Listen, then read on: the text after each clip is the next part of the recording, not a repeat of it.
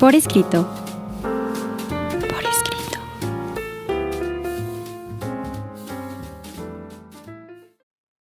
Bienvenidos a Radio Anáhuac, que estamos una vez más en el programa Por Escrito y el día de hoy nos acompaña. ¿Qué tal? Sean muy bienvenidos a nuestro programa. Estamos atrapando lectores para nunca dejarlos ir. También estamos atrapando lectores y hoy, como nunca, en este programa, las letras importan. Un servidor, Juan Carlos Padilla, también aquí estamos presentes. Mi querido Lalo, por favor, las redes sociales. Las redes sociales de Por Escrito nos pueden encontrar en Facebook como Revista Por Escrito, en Twitter por @Por Escrito, también en Instagram en @Revista Por Escrito. En Spotify nos pueden escuchar buscando la palabra Por Escrito, en nuestra página web www.porescrito.org, en nuestro canal de YouTube Por Escrito, y nos pueden escuchar los miércoles a las 9 de la noche en Código Libre. El día de hoy tenemos un programa que nos puede dejar sin nada que decir. Vamos a nuestros pretextos literarios. Pretextos literarios.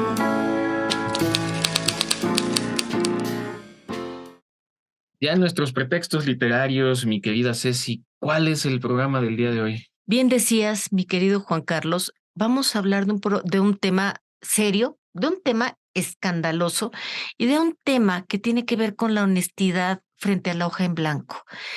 ¿Qué tengo yo que decir? ¿Y por qué tendría yo que apropiarme de lo que alguien más dijo sin darle crédito? Es decir, el día de hoy vamos a hablar del plagio en la literatura. Del plagio en la literatura y pues bueno, también creo que valdrá la pena decirlo, un poco del plagio que vivimos día a día.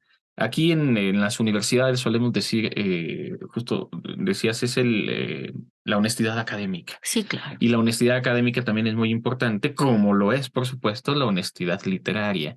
Y quizá todo esto empieza controvertidamente, porque se dice que en literatura ya todas las historias están contadas. Eso dice Le Royal, no estoy de acuerdo. Lo que cambia es la manera en que nosotros expresamos la literatura. Lo que no se vale es copiarla. Lo que no se vale es plagiarla. Es robar, porque al final, mi querido Juan, es robar. ¿Qué es el plagio? A ver, ¿cuándo ocurre el plagio? El plagio no es que yo repita algo que es de uso común. El plagio sucede cuando quien escribe usa repetidamente, y quiero subrayar, repetidamente palabras de una fuente sin el uso de comillas. Es decir, cuando yo no le doy crédito, cuando yo no hago referencia precisa a la fuente original de la cual yo abrevé la idea para poderla plasmar en un trabajo, para poderla plasmar en un texto, me estoy robando la idea de alguien, me estoy robando la creación de alguien. Y eso es tan grave, Juan, como que yo te robe la pluma que traes en el bolsillo o que yo te meta la mano al bolsillo y te robe la cartera. Así de fuerte. Es fuerte, más que quizá las ideas, quizás sean las palabras y la forma de usar las palabras, porque las ideas sí están en el aire. Claro, hay robo de ideas con el robo de palabras. Yo había pensado un poquito hablar, por ejemplo, de los facsimilares, porque un facsimilar es una copia, pero es una copia autorizada y muchas veces numerada de una obra, que no es como tal una copia. Lo que sí es tremendo en literatura, y creo que hay algunos ejemplos de los que vamos a poder Muchos, platicar, claro. porque no solo es el robo palabra por palabra, también podemos hablar del robo de personajes. Uy, también, a ver, Cervantes, qué tan enojado se puso, ¿no? Y se puso tan enojado que por eso nos regalaron una segunda parte del Quijote de la Mancha. Quiero nada más hacer mención del facsimilar, como se suele definir. Es una imitación o reproducción exacta de un libro, escrito, dibujo, firma, etcétera. Y es ahí donde empezamos a revolverlo un poco, pero por eso vale la pena tener un programa como este sobre los plagios para poder aclarar en qué consiste exactamente un plagio. Claro. Ahora, sí quiero decir con mucha potencia que el plagio es una fuerte muestra de deshonestidad y lo peor que le puede pasar a un escritor es la falta de originalidad al momento de expresar una idea, un sentimiento, una investigación, Juan Carlos, y en última instancia, pues como yo decía, es una apropiación indebida de ideas textuales de alguien. A ver, yo puedo yo puedo tomar tus palabras, Juan Carlos, y darles mi propio sabor, ¿sabes? Lo que no puedo hacer es robarte una idea y sustentarla como si fuera mía, sin siquiera hacer una referencia. Sí puedo tomar tu idea, ¿eh? Y sí puedo apropiármela, pero le tengo que poner una referencia y tengo que decir que era tuya. Iba yo a empezar el programa diciendo que seguimos atrapando lectores para nunca dejarlos ir, para robarle la expresión a Ceci. Claro que como estamos en el mismo programa y tenemos el mismo objetivo, no sería como tal un robo. Lo que es verdad es que se ha hecho complejo conforme pasa el tiempo. En la antigüedad era más difícil darnos cuenta de cuando alguien había plagiado algún trabajo. ¿Por qué? Pues porque la gente que sabía leer y escribir era muy poca, por un lado. Por otro lado, claramente las ideas se van moviendo, pero el día de hoy tenemos un instituto que protege derechos de autor. El día de hoy con Internet, que es tan fácil hacer copy-paste de cualquier cosa. Eso es lo que tratamos mucho de educar en la academia, evitar que el alumno haga eso, explicarle por qué no es la forma correcta de hacerlo, la forma correcta no solo de entrecomillar, porque entrecomillar solo es una parte del proceso. Hay que saber citar, hay que hacerlo de Claro. modo correcto, hay que citar el libro correcto. Si vamos a parafrasear, porque a lo mejor el autor es un poquito filosófico y es medio revoltoso, se puede parafrasear, pero se tiene que mencionar, aunque no vaya entrecomillado, de dónde sale esta información. Y es la manera honesta en la que también el conocimiento va creciendo. Ahora, yo te voy a decir una cosa. Cuando yo leo y en la intimidad de mi relación con una obra, hago mía esa idea y la siento. Esa es la comunicación que debe de existir entre el escritor y el lector. El plagio se produce cuando se difunde públicamente como si fuera una idea mía. Ahí es en donde ya tiene que haber intención, tiene que haber mala voluntad o tienes que ser un redomado tonto para no pensar que en este momento alguien no se va a dar cuenta de que le robaste su idea. Aunque hay casos y hay casos de escándalo, y también ahora también es mucho más sencillo darse cuenta. Existen herramientas, los académicos las utilizamos para darnos cuenta de cuando hay algún plagio. Eh, Vaya, uno lo ve, incluso cuando honestamente uno lee trabajos, a veces dices, este trabajo yo ya lo había leído. Y Exacto. es bastante fácil, claro. Un profesor que honestamente no hace su trabajo tampoco se va a dar cuenta de los plagios por lo mismo, pues porque no conoce la obra, no conoce el trabajo. Ahora, yo quisiera hablarte, Juan Carlos, del primer plagio de la historia, porque cualquiera pensaría que esto es algo muy moderno, el copy-paste que se ha dado ahora en la era digital. Pues, ¿qué crees que no? ¿Sabes cuándo se dio? A ver, adivínale. No, pues no, mejor cuéntamelo. Publio Virgilio Marón. Es una de las canciones que se escribió de manera anónima, un dístico que apareció escrito en la puerta del Palacio de Augusto en Roma. Un día que iban a celebrarse los grandes espectáculos públicos después de haber diluviado toda la noche. Entonces se lee esto, diluvia en latín, diluvia toda la noche, pero mañana se celebrarán las fiestas. César comparte con Júpiter el imperio del mundo. Estos versos se le atribuyeron al poeta Batilo, por lo que Virgilio escribió en la misma puerta este otro. Esto último ha sido repetido 3 veces. No me digan que esto es de este señor, porque esto no es de este señor.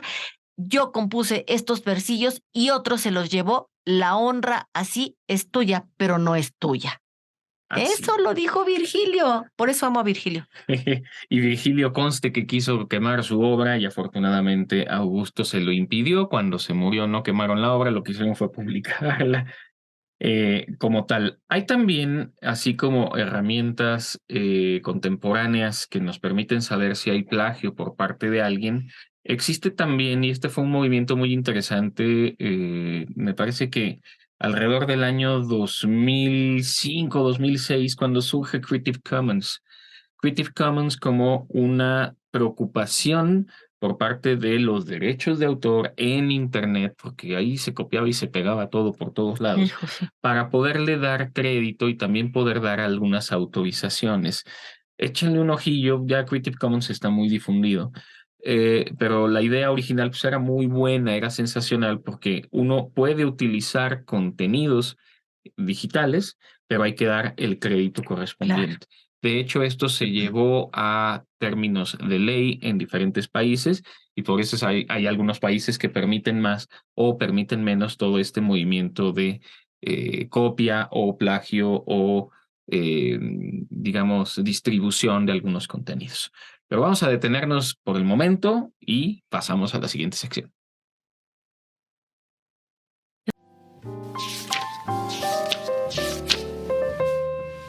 Lo desconocido. Quiero referirme al plagio como este delito de robar lo que no es nuestro. Pero, a ver, no todos los plagios son ciertos. Fíjense que J.K. Rowling, la famosa autora de las historias de Harry Potter, tuvo que retrasar el lanzamiento de su quinto libro de la serie, Harry Potter y la Orden del Fénix, debido a que el escritor estadounidense Nancy Stouffer la acusó de plagiar su libro La leyenda de Ra y los Muggles.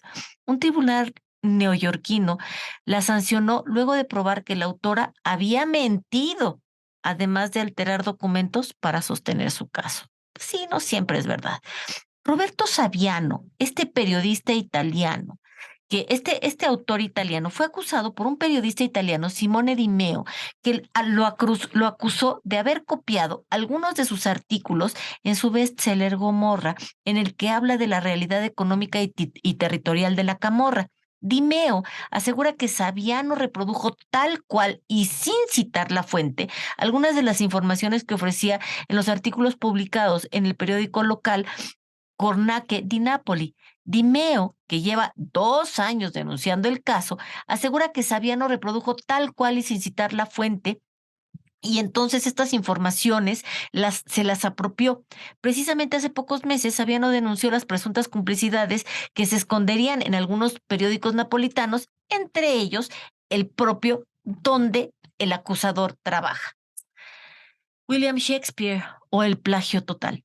A partir del siglo XVIII surgió una teoría apoyada por varios críticos, según la cual William Shakespeare no es el autor de ninguna de sus magistrales obras. Se trataría, dicen, de un plagio universal, en el que un escritor no solamente copia un texto de otro, sino que se atribuye toda su creación literaria.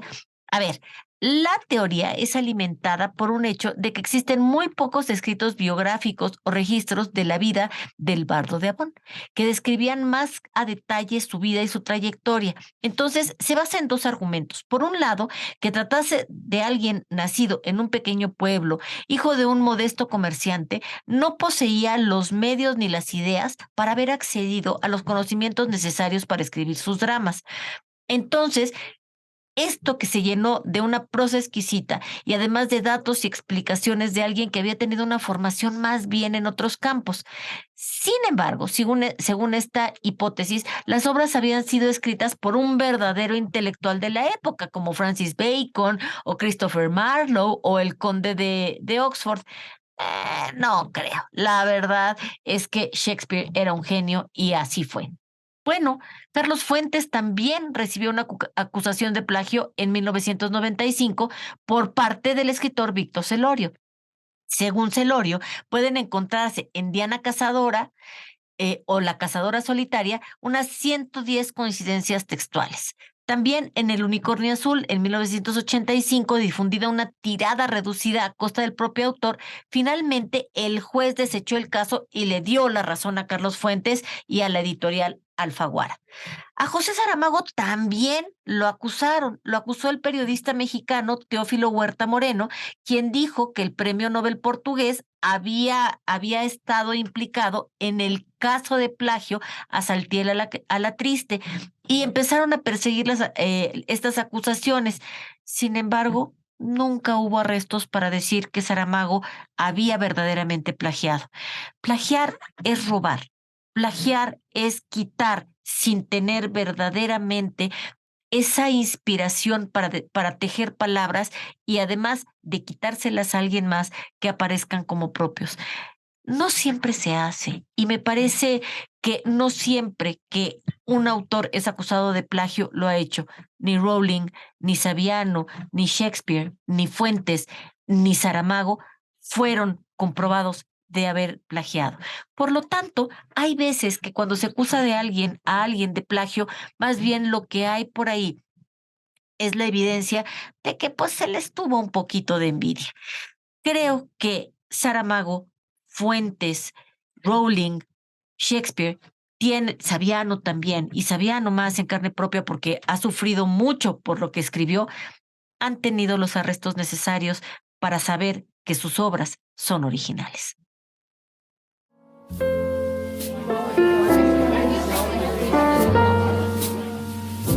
Conversaciones.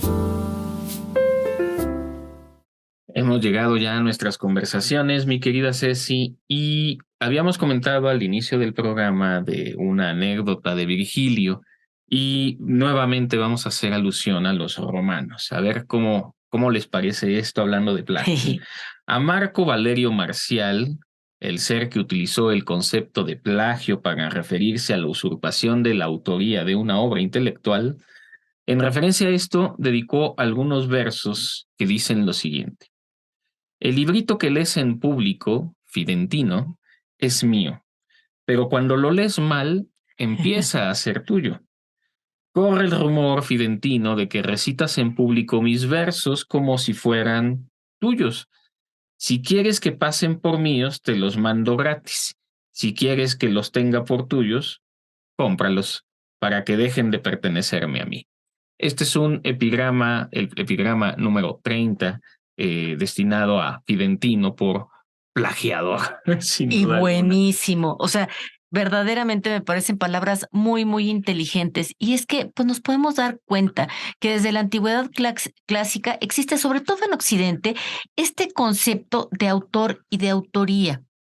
Esto es algo muy importante porque tal vez en la antigua Grecia y antes no era tan importante el autor, sino lo que el autor decía. Poco a poco la relevancia del autor ha venido pisando fuerte en escena y entonces ahora no solo importa lo que dice, sino quién lo dice. Y eso es lo que hay que proteger. Yo tengo derecho a mi propia palabra y tengo derecho a que me protejan la palabra para que no me la roben. Eso es lo grave. Tristemente, uno pensaría que las personas que se dedican a las letras entienden el valor de la palabra. Y no necesariamente. Tenemos muchos casos de los que hago referencia en el guión, de personas que plagiaron siendo buenos escritores. ¿Por qué lo hicieron? No entiendo. Es doloroso. Académicamente también es doloroso cuando uno sorprende a un alumno en eso, y por eso insistimos tanto. Es deshonesto. Es deshonesto. Imagínense que su escritor favorito, su profesor favorito Sí, o tu claro. alumno favorito resulta Es que una plagia. vergüenza. Es una vergüenza. Es una De verdad vergüenza.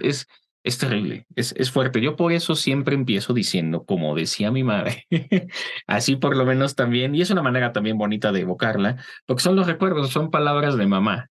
Espero que me esté escuchando. Me gusta empezar por ahí. Y ahorita que decía Ceci, pues tiene toda la razón.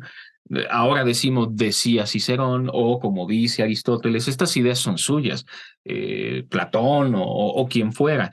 Claro, las ideas están en el aire y darles crédito es bien importante y es honesto y es bueno porque es la manera en la que avanzamos con el conocimiento. Claro. Ahora yo te voy a decir una cosa. Sí es cierto, Juan Carlos, que aunque ya tengas la pluma muy entrenada, de repente te enfrentas a la hoja en blanco y dices, pues, ¿dónde están las musas?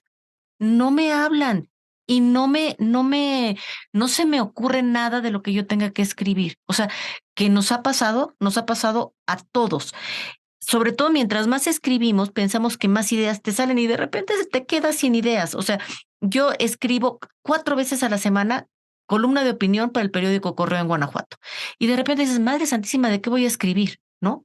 Y eso le ha pasado a muchos. Y es lo que, o sea, se vale reconocerlo y se vale decir, Madre de Dios, ¿ahora qué voy a hacer? Y entonces empiezas a leer y empiezas a generar ideas, ¿no?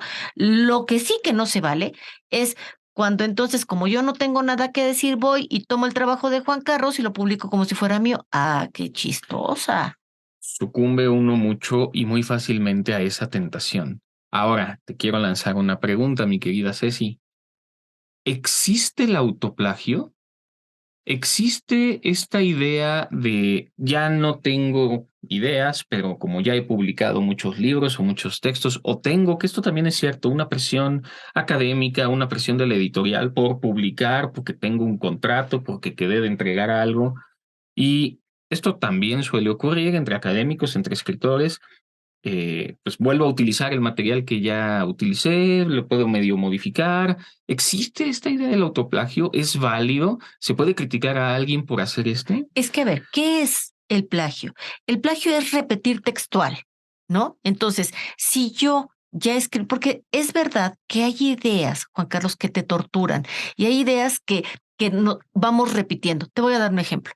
Si tú lees mi obra, en todas casi las cosas que yo escribo, va a haber un muerto. Siempre va a haber un entierro.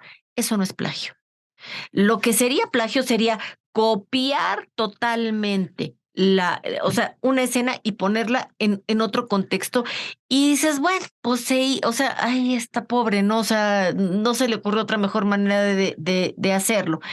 Otra cosa también es, por ejemplo, la referencia que haces. Te voy a platicar. Raymond Chandler, cuando está describiendo a su detective, siempre usa las mismas palabras.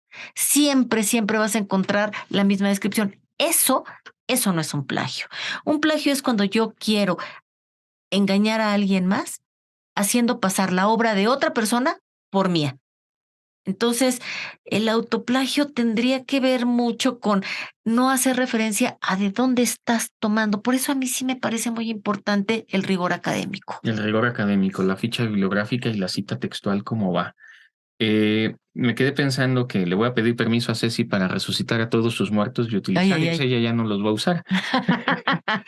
¿Qué te parece, mi querida Ceci, si platicamos un poquito de El Quijote de Ay, ay, Avellaneda? ay. Es una historia fascinante porque esto Es también es cierto, ya lo indignante. hemos dicho en en otras ocasiones. Muchas veces cuando el autor se vuelve famoso, se vuelve importante, se vuelve leído, entonces empieza a hacerse una atmósfera de envidia sobre el autor. Sin duda, Y sin entonces duda. empiezan a tacharlo durísimo. Cervantes se estaba burlando de las novelas de caballería a través de su novela del Quijote.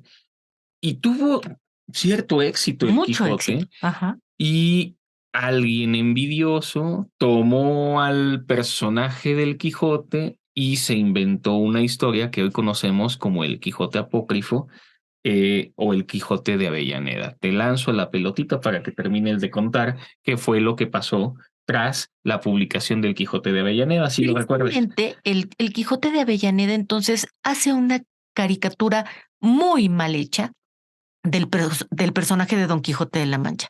Llega a manos de Cervantes y dice, pero ¿qué es esto?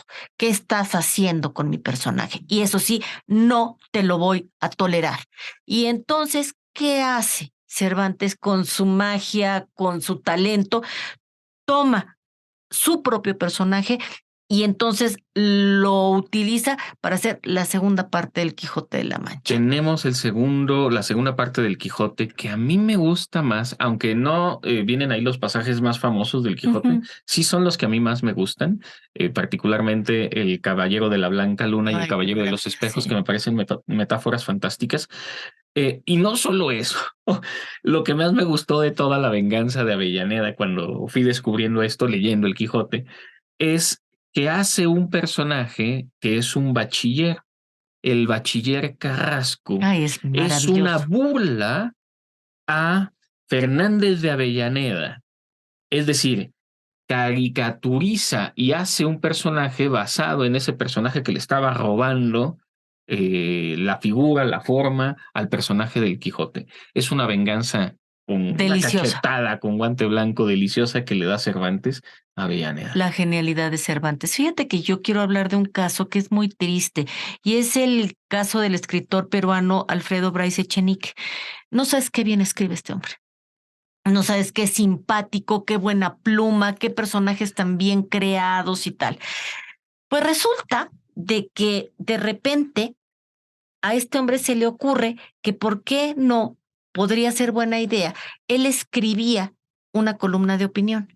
En aquellos años era difícil o sea, tú podías tener periódicos extranjeros que te llegaran o resúmenes, y entonces, pues tú podías leer la opinión que estaba en otros países, y lo que este hombre hizo fue tomar esas opiniones, copiarlas y mandarlas a su periódico como si fueran propias. 25 plagios, la mayoría que fueron reproducidos casi literalmente. El plagio en Perú es un delito para el que prevén entre 4 a 8 años de cárcel. Y curiosamente, este hombre es uno de los escritores más prolíficos del Perú. Bueno, pues por supuesto lo condenaron, y no solamente eso. Este hombre ya había ganado el Premio Planeta en el 2002, fue multado en el 2009 con más de $57,000 por la autoridad administrativa peruana de propiedad intelectual. ¿Y qué crees? Que encima de todo, Jorge Volpi, sabiendo que este hombre había sido condenado por plagio, lo postula para darle el premio de la Feria Internacional de Guadalajara. Fue todo un escándalo. Volpi se defendió diciendo, es que yo estoy premiando al escritor, no a lo que el escritor hizo. De todas maneras, Juan, te llamas. Tú no puedes premiar a un lado. Hemos dicho en este programa que al autor por su obra. ¿Cómo vas a premiar al autor y no a la obra? ¿Qué te parece el caso de Camilo José Cela? Qué pena. Premio Nobel de Literatura, Camilo José Cela, se vio envuelto en un caso de plagio también. La escritora Carmen Formoso presentó una querella en 1998 contra Cela y Editorial Planeta, al considerar que su obra, La Cruz de San Andrés, ganadora del Premio Planeta en 1994, que había sido presentada el 30 de junio, había sido plagiada de la novela de Carmen. Se presentó esta querella se había publicado esta obra un poquito antes. En 2009, una juez resolvió que la obra de Camilo José Cela, La Cruz de San Andrés, presenta tantas coincidencias y similitudes con la obra de Formoso que para realizar tal transformación, la novela de la querellante hubo de ser necesariamente facilitada a Cela para que, tomándola, nos dicen, como referencia o base, hiciera lo que los peritos denominan un aprovechamiento artístico. Sí, Así, sí. la obra de Formoso fue transformada por Cela en una obra estéticamente diferente, con el sello propio de su autor, y presenta esta querella bien interesante. Bien interesante Sí. porque Cela no tenía necesidad, ¿eh? Pues O no. sea, digo, Pero es lo que que decíamos, ¿no? De repente, frente al hoja en blanco, ¿qué haces? ¿qué hacemos? Y hay mucha ideas? presión ya cuando el escritor es famoso, y por eso hay tantos casos como este. Sí, por eso yo adoro a Rulfo. O sea, Rulfo dijo 2 y con esto es suficiente. T.S. Eliot y su tierra baldía. A ver, fíjate, abro comillas, Juan Carlos, voy a citar. Por favor. Los poetas inmaduros imitan, los poetas maduros roban. Este verso de T.S. Eliot, poeta estadounidense británico, ganador del Premio Nobel de Literatura en 1948, forma parte de las citas sobre el plagio más frecuentes, aunque conviene leer el texto completo para entender que no se trata de una apología a ultranza de esta práctica, todo lo contrario.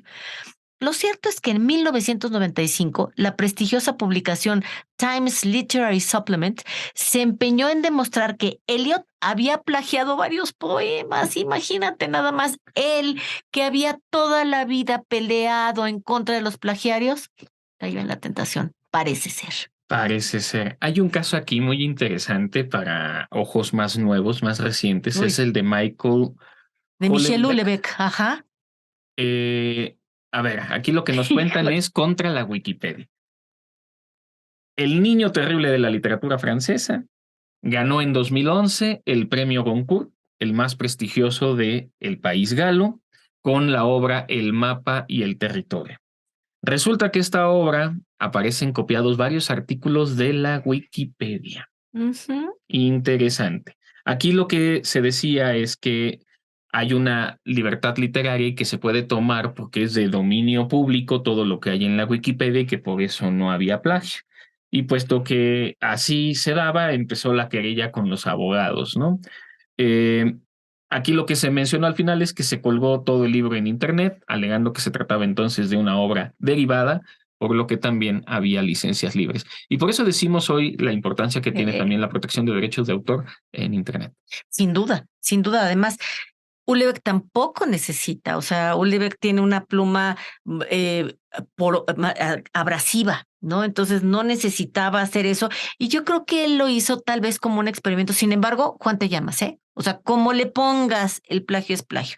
Y ahí te voy, Arturo Pérez Reverte, el autorazo de este super bestseller de La Reina del Sur y de tantos otros, este conocido escritor español, bestseller, es lo que es Pérez Reverte, también ha sido objeto de acusaciones de plagio y no una, varias veces. Ahí es en donde ya dices, si una, a lo mejor te la paso, a lo mejor de veras te equivocaste, a lo mejor tuviste un error. Y ya la segunda, híjole, ya está como más difícil. Fíjate que en el 2013 fue condenado por un tribunal a pagar 200,000 euros, ándale, 200,000 euros al cineasta Antonio González Vigil por el plagio del guión de la película Gitana. Más recientemente fue acusado nada más y nada menos que por la escritora mexicana Verónica Murguía de haber copiado casi literalmente el texto de su libro Perros e Hijos de Perra. El escritor de bestsellers aceptó públicamente que había copiado y presentó sus disculpas. No es suficiente. No, no es suficiente. No es suficiente. A manera de chiste se dice que la primera vez que nos tropezamos con una piedra es por tontos, la segunda por capricho y la tercera porque ya nos gustó. Claro. Vamos al caso de Sealtiel a la Triste. Ay, qué feo ese caso, qué triste. Guillermo Sheridan, conocido aquí en México, expuso el triste caso de Sealtiel a la Triste, quien obtuvo el premio Javier Villaurrutia Imagínate. y tuvo que renunciar a él, pues tenía acusaciones de plagio en redes sociales. Y fíjate, cosa rara, no solo fue Sheridan, también Gabriel Said, ahorita platico algo de Gabriel Said. Esta es una crónica triste porque fungía a la Triste entonces, Sí. ahora sí que haciéndole honor a su apellido, como vocero cultural de la UNAM. A mí Gabriel Said me merece mucho respeto. Si ustedes buscan Gabriel Said en internet, difícilmente van a encontrar un retrato suyo. Es un escritor mexicano que ha sabido de manera muy radical no salir en público. Él no recibe premios, manda a alguien a que lo reciba por él, no le gusta salir en medios, no le gusta que lo retraten, y es un poco también para guardar esa intimidad. Es un gran escritor que no se deja ver por redes sociales. Quizá tenga algo que ver esto. Pues mira, ¿qué te puedo decir? Yo recuerdo cuando fue el escándalo de Saltiel a la Triste, él era columnista de Reforma. Y fue una pena porque además el decoro tiene que ver aquí mucho. O sea, tú tienes que saber decir, ya, o sea, ya que, y con decoro pedir a lo mejor una disculpa, ofrecer una disculpa y tal vez elevar la pluma y dejarla en el suelo y ya no hacerlo. O sea, aquí Reforma le tuvo que pedir que se fuera. Pues sí, al final en la culpa va la penitencia, ¿no? Sí, hombre, qué barbaridad. Y bueno, Lucía Echeverría publicó en el 2005 Ya no sufro por amor, que contenía párrafos enteros de un artículo que se llamaba Dependencia emocional y violencia doméstica. Una pena, porque la verdad es que esa novela valía muchísimo, muchísimo la pena y pues por no citar textualmente, ahí va una multa de 3,000 euros. Pero ¿se compensan los 3,000 euros con semejante vergüenza? No, no hay manera de compensarlo, es lo que dices, nunca sería suficiente, aunque es más honroso, uno, admitirlo y dos, como dices, colgar un poco la pluma o hacerse a un lado. Finalmente, ya para cerrar el programa, el plagio de Agustín Fernández Mayo, hay una obra que se llama El Hacedor de Jorge Luis Borges y esta obra de Agustín Fernández Mayo se llama Remake. Tuvo que ser retirada de las librerías por petición de la viuda de Jorge Luis Borges, María Kodama, aunque no había un tema específico de plagio, sino más bien de que se insertaban materiales protegidos por derechos de autor de la obra El Hacedor de Jorge Luis Borges. Dentro de esta obra original, sin contar con el debido consentimiento del propietario o de los propietarios, ya no está Borges, se da este caso de Agustín Fernández Mayo, y pues bueno, desapareció finalmente de las librerías. Y cabal. Ah, Y es que me parece terrible que pasen este tipo de cosas, porque luego los escándalos pareciera que les dan más fama a los plagiarios y debería de ser al revés, mi querido Juan Carlos. Pues sí, desgraciadamente el escándalo es lo que llama la atención. Pero bueno, hay que despedir el programa, mi querida Ceci. Ay, sí, bueno, un tema controvertido. Yo quisiera dar, hoy tenemos la cabina llenísima. Si ustedes vieran qué padre está, tenemos a Diego Lome por allá, tenemos a Lalo también, a quienes les damos muchísimo las gracias, a Frida Ramírez, a Valeria Arteaga por estar aquí con nosotros en el programa. Siempre es un gusto tener a todos nuestros estudiantes aquí en cabina, a Jania, a Natalia, muchísimas gracias por estar con nosotros. Seguimos atrapando lectores y escritores para nunca dejarlos ir, porque mira, Juan Carlos, hoy más que nunca en este programa las letras importan. Importa y hay que defenderlas, por supuesto. Se despide un servidor, Juan Carlos Padilla. Ya agradecimos a todos. Gracias a todos por estar en Ahí sí. cabina. Seamos creativos Sí. y no plagiemos. Que su vida literaria sea gozosa. Ultimátum.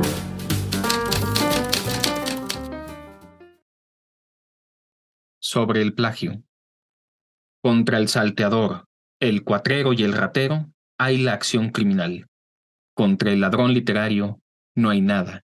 Y además, el robado costea el precio de la magnesia para pagar la bilis que produce el despojo.